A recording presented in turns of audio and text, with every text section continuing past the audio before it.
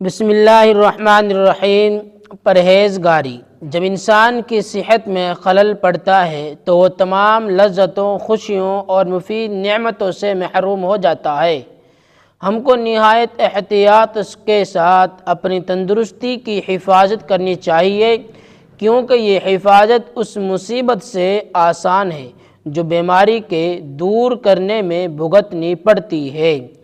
تندرستی کی حفاظت اس طرح ہو سکتی ہے کہ ہم ان باتوں اور ان چیزوں سے بچتے رہیں جو تندرستی میں خلل ڈالنے والی ہیں۔ بری آب و ہوا، ناموافق غذا، بے موقع محنت اور بے اندازہ کھانے پینے سے ہم کو ہمیشہ پرہیز کرنا چاہیے۔ جس طرح ظاہر کی بد پرہیزی سے انسان کے بدن میں دکھ درد پیدا ہو جاتا ہے، اسی طرح باطن کی بد پرہیزی سے اس کے دل کو طرح طرح کے